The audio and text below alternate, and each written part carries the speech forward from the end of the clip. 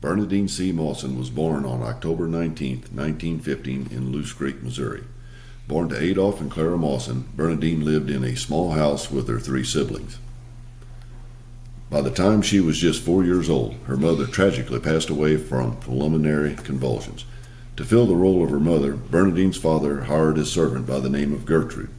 Gertrude would help raise the kids and become a role model for Bernadine.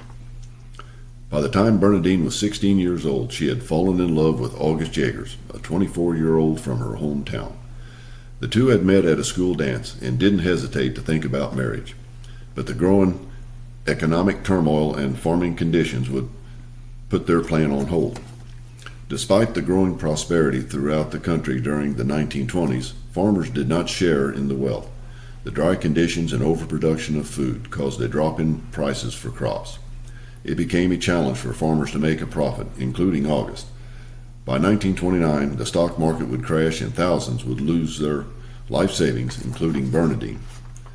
Eager to still get married, August was able to scrounge together a wagon full of wheat for $7, just enough to buy a wedding ring. He then went to cash in his life insurance to buy a suit for $5.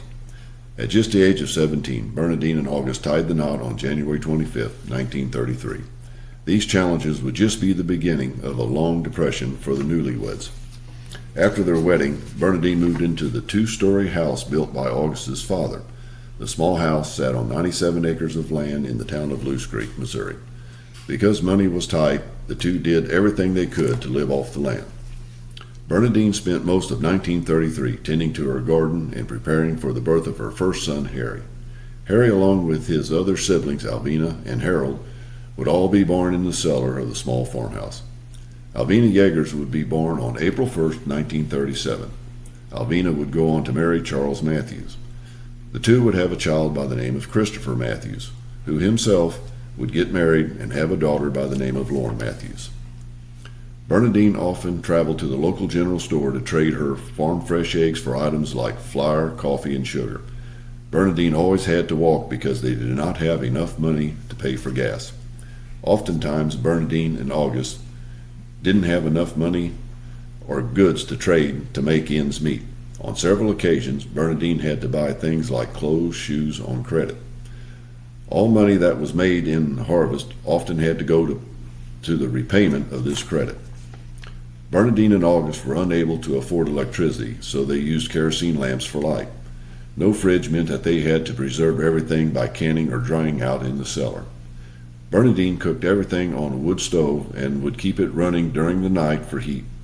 She used a washboard and a tub to clean clothes and hung them up outside the farmhouse. At the end of the summer, all their livestock was sold in hopes of making a profit. Wages were low and people had little money, so August was only able to sell it for very little.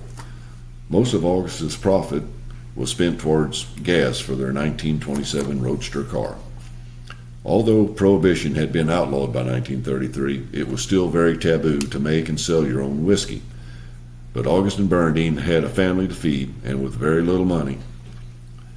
To make ends meet, Bernadine helped August brew moonshine in the cellar of their farmhouse. They quietly sold it to close friends late at night. Bernadine hated that they had to do this, but she knew it was necessary in order to feed her family.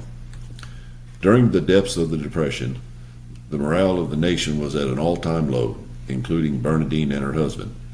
Times were tough and the days went slow. To try and pass time, Bernadine and her husband would sneak away to the neighbor's house to play cards late into the night while drinking homemade moonshine. Bernadine claimed on multiple occasions that these small gatherings were what got her through the Depression. As the country entered World War II and the economy began to improve, so did the lives of Bernadine and her family. August continued to farm on their land, and Bernadine continued to care for their children and her garden. Bernadine lived the rest of her life on the quiet land of the farmhouse until her colon cancer diagnosis in 1979. She spent most of the next year in and out of the hospital, receiving chemotherapy and surgery. By 1984, the cancer had progressed to her liver and her brain. On the morning of July 16, 1984, Bernadine would pass away peacefully, surrounded by her family. She would be buried next to her husband at the Immaculate Conception Cemetery in Loose Creek, Missouri.